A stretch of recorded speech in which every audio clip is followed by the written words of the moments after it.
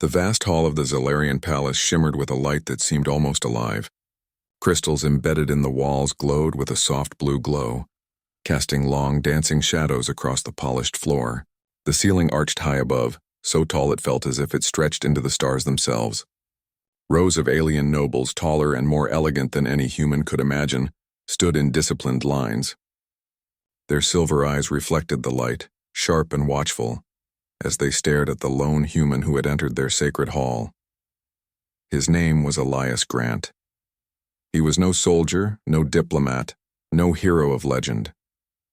Just a man from a small mining colony on the edge of known space, a place where life was hard, and survival demanded sweat and grit. Elias was not used to grand halls or glittering crowns. He was used to machines, engines, and the smell of metal oil under his nails.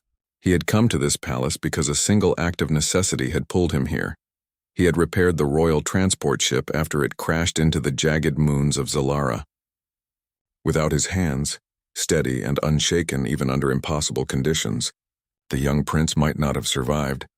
Elias's heart beat fast, not because of fear, but because the sheer scale of the palace made his chest ache. The hall was enormous. Light bounced from every surface. Gold-lined banners floated in mid-air, their symbols glimmering as if alive. He had seen images of alien royalty before on screens and holoprojectors, but nothing could prepare him for the reality. Everything smelled of power, history, and authority, things humans rarely touched in their small colonies. At the center of the hall stood Prince Kael'thar, the heir to the Zalarian Empire, only 17 years old, yet already carrying the weight of generations. His silver crown gleamed, almost painfully bright, and his gaze cut through the crowd like a sharp blade. The prince's eyes, pale and piercing, rested on Elias, assessing him with the detached curiosity of someone who had been taught to look at the world from above. He was young, yes, but he was trained to command, to judge, and to hold dominion over worlds. To him, Elias was just human, fragile, small, unworthy. Elias straightened his back, trying to steady the tremor in his hands. He wore his simple clothes, worn and patched, and his boots had dust from the mining tunnels clinging stubbornly to them. He was far from polished. He had no armor, no jewels, no titles, just the truth of who he was. He took a deep breath and bowed politely, lowering his head toward the prince. The gesture was quiet, humble, almost invisible compared to the grandiosity of the palace. Elias Grant. A voice finally spoke, smooth but cold. It carried across the hall like a wave of ice. The human who saved me. Elias raised his head slightly, meeting Kael'thar's gaze. He had expected gratitude, perhaps even respect, but what he saw instead was a faint smirk, an edge of amusement and something sharper, mockery. The prince tilted his head, studying him as though he were an insect on a leaf, interesting but insignificant. Elias's heart sank a little, but he forced himself to stay calm. He had come this far. He had faced storms, radiation, and collapsing hulls without flinching. He would not let pride or fear shake him now. Yet in the pit of his stomach he felt the first sting of something unexpected. He had risked his life, worked until his hands bled, and this young alien, barely a man, looked at him with disdain. The hall was alive with tension. Nobles whispered to one another in their melodic language, alien words that Elias could not understand. But he could feel the weight of every pair of eyes measuring him, judging him, waiting for him to falter. Some faces showed curiosity, others the smallest flicker of pity. None of them knew his life, his struggle, or the hours he had spent repairing a dying machine in the cold vacuum of space. Kael'thar moved closer, his boots clicking sharply on the marble floor. The silver crown on his head caught the light, casting flashes across the walls like tiny shooting stars. He circled Elias slowly, his gaze never leaving the human. There was a sharpness in his eyes, a subtle power that seemed to declare, "You are nothing here. You are small. You are human." Elias felt something rise inside him, a mixture of pride and pain. He had not come here to impress kings or princes. He had come because it was right. Yet the look from Kael'thar made him suddenly aware of how different he truly was. He was a human, and humans were fragile in the eyes of the universe. Still, he stood tall. He did not speak. He did not bow further. He just waited, breathing slowly, letting the tension of the hall settle around him. He had faced death once in the dark vacuum of space. He could face ridicule in a palace. But he knew, deep inside, that some actions, like saving a life, were worth far more than words. And somewhere, in the quiet core of his being, Elias understood something. This hall, this prince, this empire, they could try to define him with their words, with their power. But no one, not even a royal prince, could take away what he had done. Not truly. The air in the hall seemed to hum as if the palace itself was holding its breath. And Elias, the human with no crown, no title and no army, stood quietly at the center, waiting for the next moment to arrive. The hall seemed to grow colder as Prince Kael'thar stepped closer. Elias could feel the weight of every gaze upon him, the judgment of thousands of alien nobles pressing like invisible hands. He had expected formality, perhaps curiosity, maybe even respect for the man who had saved a prince's life. But what he faced instead was something he had not anticipated. A sharp cutting edge in the young royal's voice, a mockery that felt like fire in his chest. So, this is the human who saved me? Kael'thar's words were deliberate, each syllable dripping with scorn. His silver eyes glinted as he circled Elias, moving with a grace that reminded the human of a predator sizing up prey, a creature with dirt under his nails and oil in his hair. How charming. A soft ripple of laughter echoed through the hall, but it was not warm or friendly. It was the hollow amusement of those accustomed to power, the sound of privilege mocking what it did not understand. Some nobles even covered their mouths, pretending it was playful, while their eyes glimmered with sharp curiosity. Elias felt the words dig into him. They were not just words. They were a reminder that he was small in this galaxy, fragile and unfamiliar, a human among beings who had lived for centuries and thrived in the void. Elias's fingers twitched, but he did not move. He had faced collapsing hulls and radiation storms without flinching. He had worked for hours with metal burning in his hands and fire licking the edges of his tools.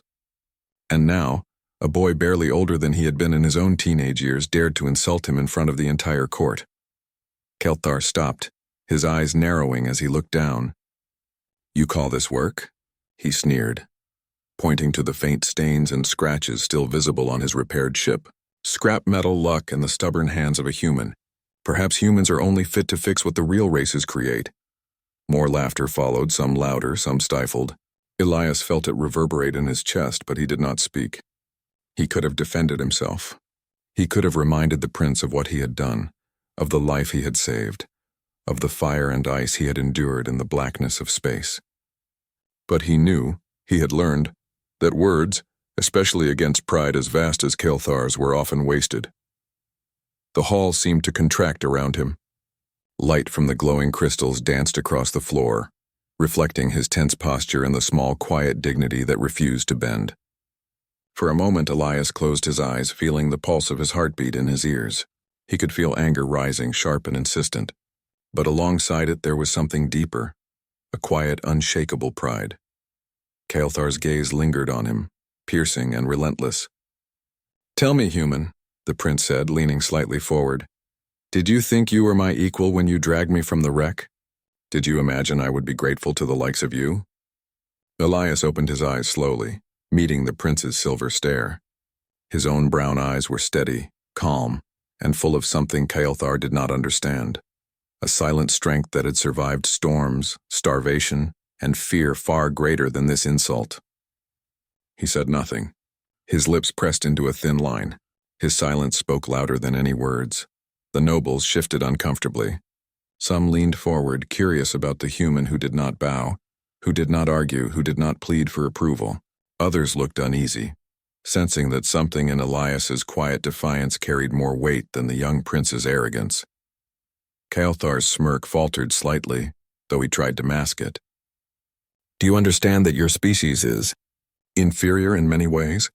he said almost to himself, almost as if testing the limits of Elias's patience. Elias's hands, once trembling slightly with the anticipation of confrontation, relaxed. He did not raise his voice, he did not flinch, he did not respond.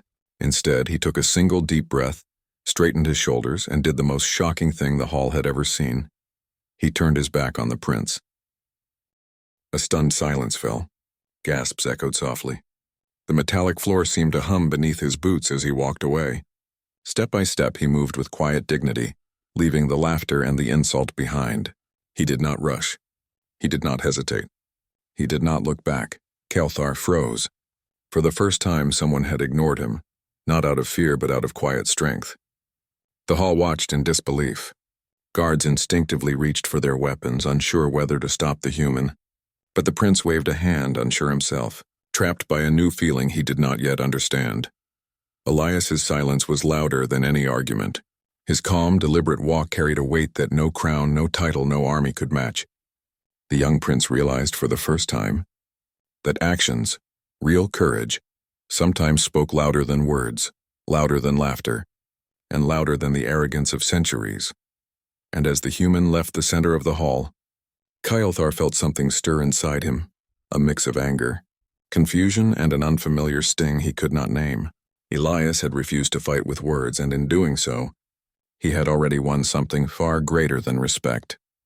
The echo of his boots lingered long after he disappeared from view, a quiet reminder that pride could not always measure the strength of a heart.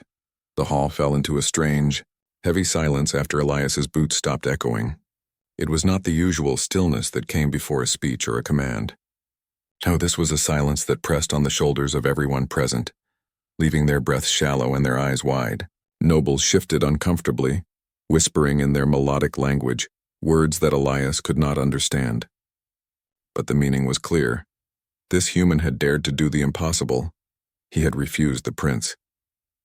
Prince Kael'thar stood frozen near the center of the hall. His silver eyes, usually so sharp and commanding, now seemed uncertain, almost raw. He had insulted the human. He had expected submission, trembling, words of apology. Instead, Elias had turned and walked away without a word. The prince felt an unfamiliar weight pressing in his chest, a sting that pride alone could not mask. Kael'thar's mind raced, though he did not move. How could someone so small, so fragile by his world's standards, hold such quiet power? Every step Elias had taken was deliberate, calm, unshakable. Each echo of his boots was like a drumbeat, announcing strength that needed no crown, no army, no approval from anyone. The prince had expected words, perhaps fear, perhaps awe. He had received silence, and it was far more potent. The nobles around him murmured nervously. Some looked at Kael'thar, unsure whether to act, to intervene, or simply to watch. In all their long lives, none had seen a human do what Elias had done. Silence in the presence of royalty was unheard of. To the Zalarians, silence was not empty. It was a choice, a challenge, a statement of power. And Elias had chosen to speak without words. Kael'thar tried to speak, to call for him, but his voice faltered. The hall seemed to grow heavier with every heartbeat. He realized something that frightened him. The human did not care for his titles, his crown, or the weight of his empire. Elias cared only for what he believed was right. And that, the prince understood, was something he had rarely seen in his own world. The young prince moved slightly forward, his mind a storm of confusion and irritation. How could a human, a creature so fragile and mortal, carry himself with such dignity? His silver eyes, which had commanded fleets and armies, now stared at empty space where the human had stood. For the first time, Kael'thar felt powerless, not because he was weak, but because someone else had shown strength in a way he could not command or control. Elias did not glance back. He did not even quicken his pace. He walked with the quiet confidence of someone who knew his own worth, someone who did not need applause, laughter, or the approval of the powerful to validate his existence. Each step seemed to echo louder than the prince's words, louder than the laughter that had filled the hall just moments ago. The silence stretched on, filling the corners of the hall, seeping into the minds of the nobles and into the prince's chest. It was a silence that demanded attention, reflection, and for Kael'thar, an uncomfortable acknowledgement. He had underestimated humanity. He had measured Elias with the same scale he used for the nobles of his empire, and it had failed. Elias's quiet strength could not be compared. It could not be predicted. It could not be controlled.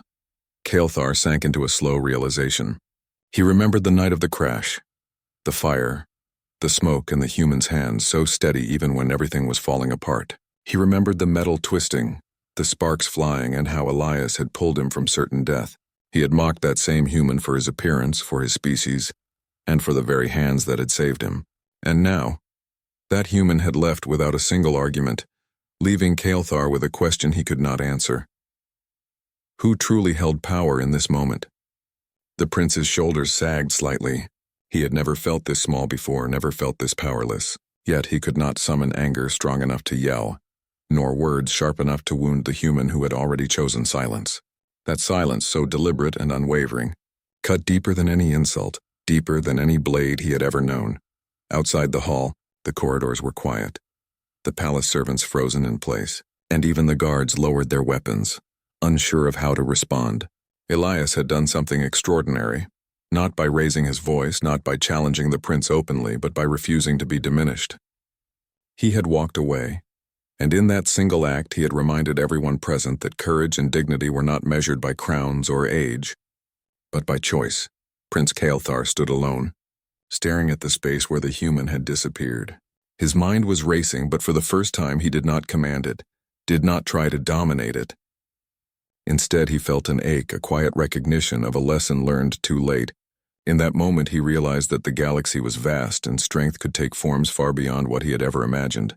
And Elias? He walked quietly through the halls, past the glittering banners and murmuring nobles, past the eyes that judged and the whispers that tried to wound. He carried no anger, no triumph, only the calm certainty of a man who had done what was right. He had spoken without words, and in that silence, he had already won. That night, the palace felt unusually quiet. The glow of the crystal lights dimmed in the hallways, and even the murmurs of the court had faded to a hushed hum. Prince Kael'thar sat alone in his chambers, staring at the polished floor yet seeing nothing at all. His silver eyes reflected not the lights around him, but images that haunted his mind, the crash, the fire, the smoke, and the small human who had saved his life. Elias Grant. The name echoed in his head, soft but persistent, a reminder of what the prince had mocked so carelessly. Kael'thar's pride, usually untouchable, felt brittle, like thin ice over deep water. He could still see the human's hands, scarred and calloused, pulling him from twisted metal while sparks flew dangerously close. The air had been thick with smoke and each breath had burned. Yet Elias had worked without hesitation, without complaint, without fear. He had acted because it was right, not because anyone commanded him to. Kael'thar swallowed, his throat tight. He had laughed at that same human today, ridiculed him in front of the court, calling him weak, dirty, and unworthy. And now, as he replayed the night of the crash, he felt a sharp pang of shame. How had he been so blind? How had he mistaken quiet courage for weakness? How had he allowed his pride to judge someone who had risked everything to save him? He remembered the fire licking the edges of the ship, the smoke choking his lungs, and the crushing weight of metal pinning him down. He had been terrified, truly terrified, for the first time in his life. The soldiers sent to protect him had arrived too late. And yet there had been Elias, calm, steady, unyielding. The human had not hesitated for a moment, even when the ship groaned and threatened to collapse further. He had carried the prince out one careful step at a time, ignoring pain, danger, and exhaustion. Kael'thar's chest tightened. He had been foolish. He had been arrogant. He had believed that age, bloodline, and crown alone made him valuable. Yet it was the human's courage, not his own, that had saved his life.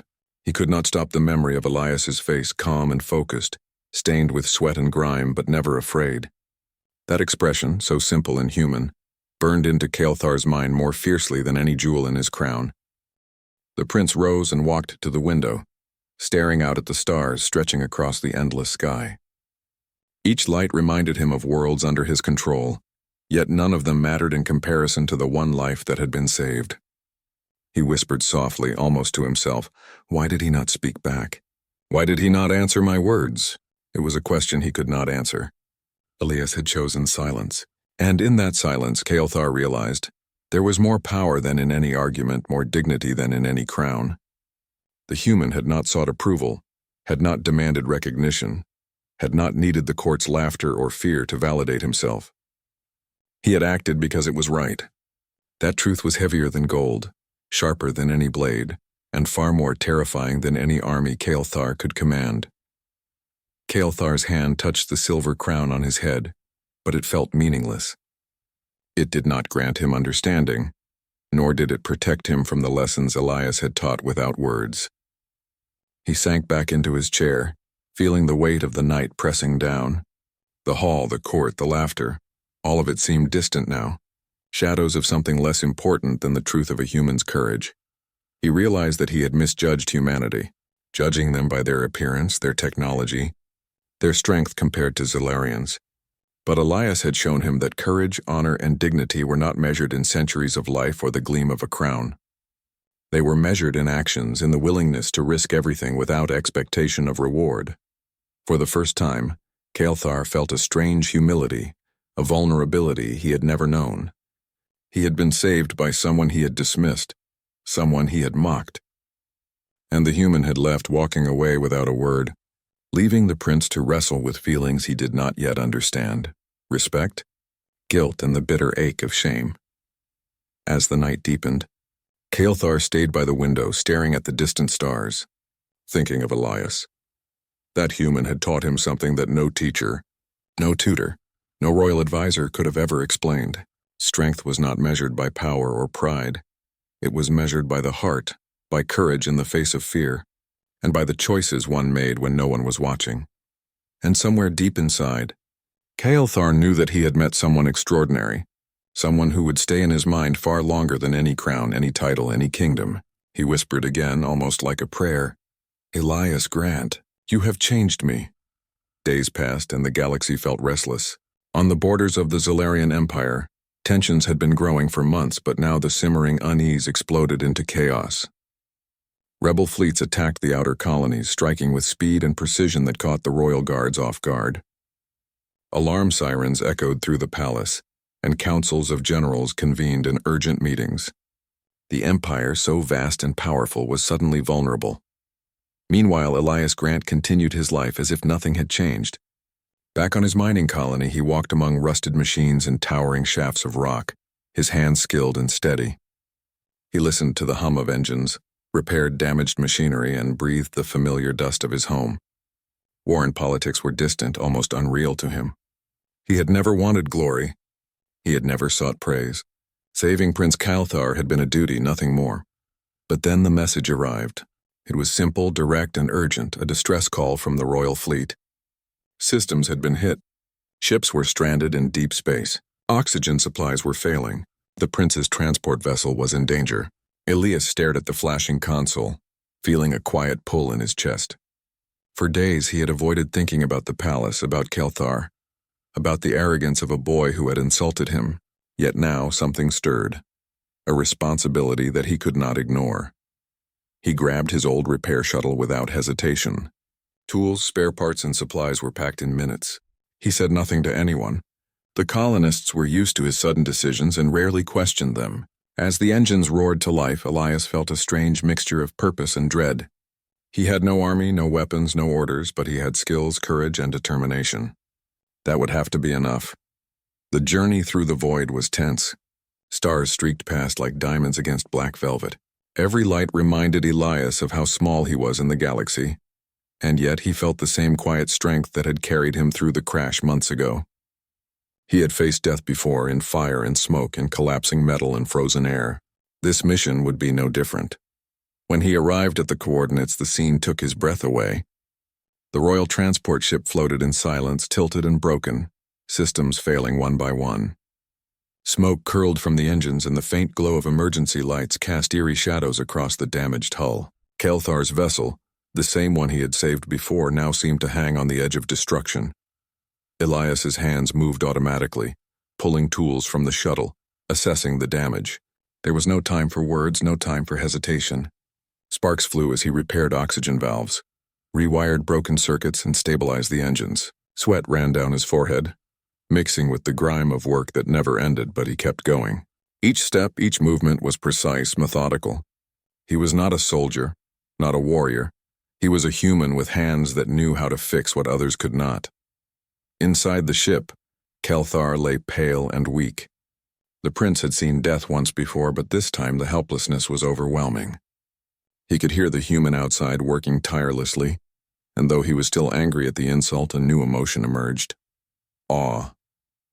Elias, the human he had mocked, was now the one who held his life in his hands. Minutes felt like hours, and the tension inside the ship was unbearable.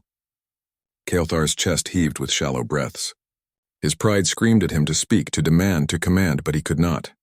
All he could do was wait, powerless, while the human outside worked miracles with nothing but skill and determination. Finally, the oxygen stabilized. The engines hummed. The lights returned, faint but steady, washing the corridors in a soft glow. Kael'thar's body relaxed slightly. He tried to sit up, but his limbs were weak. Then the door hissed open and he saw him, Elias Grant, calm, quiet, and utterly focused, as if nothing in the universe could shake him. Kael'thar's throat tightened. He wanted to speak, to thank, to apologize, but words failed him. He only watched, the realization settling in like cold water. Pride and titles meant nothing compared to courage and action. Elias worked silently, doing what needed to be done, saying nothing, asking nothing. The human's actions, not his words, carried the weight of the galaxy, and for the first time Kael'thar understood. The strength of humanity was not in armor, ships or weapons, it was in the heart, the will, and the courage to act when others would hesitate. When the repairs were complete, Elias stood and nodded slightly. Kael'thar wanted to say something, anything, but Elias only turned, walked to his shuttle, and prepared to leave. He had done what needed to be done. No thanks, no praise, no conversation, just quiet strength. And the prince, lying weak but alive, could only watch, a mix of awe, guilt, and admiration settling deep in his chest. Elias had come back when no one else would, proving once more that heroes do not always wear crowns, and courage does not need recognition. The interior of the royal transport ship was a chaos of sparks, smoke, and twisted metal. The once glorious corridors were now bent and broken, the walls scorched from the attacks at the border systems. Kael'thar lay slumped against a damaged panel, his silver crown bent and scratched, his uniform smeared with soot and blood. Every breath burned in his chest, and each movement felt impossible. The young prince, heir to an empire, had never felt so small, so fragile, so helpless. Then the hatch hissed open and Elias stepped inside. He moved with calm purpose, a stark contrast to the chaos surrounding them. His hands were steady as he pulled tools from his bag, examining the broken systems with practiced eyes. Sparks flew as he adjusted circuits, replaced valves, and stabilized the failing oxygen supply. The prince, watching silently, could barely comprehend the quiet focus of this human. Kael'thar tried to speak, but his throat was dry, and his pride was still tangled in the shock of being helpless. Finally, a rasp escaped his lips. "You?" came back. Elias did not look up immediately. He worked in silence, letting the hum of the failing systems guide his actions. "It needed to be done," he said finally, voice low and steady, without accusation or expectation. "Nothing more." Kael'thar felt his chest tighten. The words were simple, almost mundane, yet they carried more weight than any royal decree. Elias had returned despite the insult, despite the arrogance, despite the indifference of the empire. He had returned because life mattered, because courage mattered, because right mattered. Minutes stretched into long, quiet hours. Elias moved methodically, repairing what had been shattered, stabilizing what had failed. Kael'thar watched every motion, each adjustment of a tool, every focused glance. There was no hesitation, no complaint, no fear. Just action, calm and unshakable. And in that calm, Kael'thar began to see something he had never fully understood. True strength did not come from crowns, armies, or centuries of training. It came from choice, from courage, from the will to act when it mattered most. Finally, the air began to circulate. Oxygen levels stabilized. The engines hummed a steady rhythm once more, and lights returned to the corridors, bathing the damaged ship in a warm glow. Kael'thar could breathe again. The pain in his limbs remained, but the immediate danger was gone. He tried to sit upright, his eyes searching for the human who had saved him once more. Elias stepped back, wiping grime and sweat from his hands. He looked at Kael'thar, expression calm, unwavering, and utterly human. "You'll be fine now," he said. There was no pride in his voice, no desire for thanks, just truth, simple and undeniable. Kael'thar felt a wave of conflicting emotions rise in his chest. Shame, awe, gratitude, and something deeper, harder to name. After everything I said," he rasped, "after I insulted you. You still—" Elias shook his head slightly, cutting him off. "Words don't change who needs saving," he said softly. "They never have. They never will." The prince's gaze fell to the floor. He felt the sting of his arrogance, the weight of his pride, the emptiness of his titles when faced with courage that required no recognition. And in that moment, Kael'thar understood something fundamental. Life was not about crowns, fleets, or power. Life was about action, honor, and choices made when the world seemed most against you. He looked up at Elias, eyes wide, chest tight, and whispered almost involuntarily, "You are extraordinary." Elias simply nodded, a small gesture that carried no arrogance. He had acted because it was right. That was enough. Nothing more was needed. For the first time, Kael'thar felt humbled, not broken, not defeated, but humbled by a human who had risked everything, who had acted without hope of reward, who had returned despite insult and indifference. The young prince realized that this human had shown him more about honor and courage in a few days than any lesson he had learned in all his years of training. Elias gathered his tools, slung his bag over his shoulder, and prepared to leave. "Take care of yourself," he said quietly, a simple command that carried the weight of true concern. He did not wait for a reply. He walked to the hatch, opened it, and stepped out into the shuttle, waiting to take him back. Kael'thar wanted to call him back, to speak words of thanks, apology, or admiration, but nothing came. All he could do was watch. Elias's calm, deliberate walk echoed in his mind, every step carrying dignity, courage, and truth. And the prince understood deep in his chest that some lessons could not be spoken, some strength could not be commanded. Some heroes did not need crowns, and as the human left, leaving the ship alive and whole, Kael'thar realized something he would never forget. True courage does not ask for recognition, it only asks for action. And Elias Grant, in his quiet, steadfast way, had given the prince a lesson that would echo in his heart forever. The palace was quieter than usual the next morning. The grand halls, once bustling with activity, now felt hollow, almost empty. Prince Kael'thar walked slowly to the balcony, staring out at the city below, at the ships that glimmered like silver stars, and at the people moving through their daily lives. Everything seemed the same, yet nothing felt the same to him. He remembered the human Elias Grant walking away. The memory was clear, every detail etched into his mind. The calm steps, the quiet dignity, the refusal to argue or plead, even after being insulted. Elias had turned his back on the prince without a word, and yet that single action had spoken louder than any courtly ceremony, louder than the laughter of nobles, louder than the crown itself. Kael'thar sank onto a marble ledge, his hands gripping the edge. For the first time he felt the weight of humility, a sensation foreign and unsettling, yet strangely powerful. He had been raised to command, to rule, to be above all others. And yet a human had reminded him of something he had never learned in school or battle. True strength did not come from power or fear, but from courage, honor, and the choices one made in the quiet moments that truly mattered. Elias had returned when no one else would. He had risked his life to save the princes again. Despite insult, despite arrogance, despite indifference, he had acted because it was right, not because anyone demanded it, not because he sought praise or reward. That was a lesson Kael'thar would never forget. The sun began to rise over the horizon, casting long golden beams through the palace windows. Kael'thar imagined the human walking under that light, leaving behind the empire that had mocked him, yet holding his head high, proud, and unyielding. He could see the small figure carrying nothing but a bag and the quiet strength that had changed the prince's life forever. The thought stirred something in Kael'thar's heart. Admiration, yes, but also a longing he could not name. Humans were fragile, fleeting, ordinary in every way the Zalarians measured importance. And yet, Elias had shown him a kind of power that no empire could grant, no throne could command.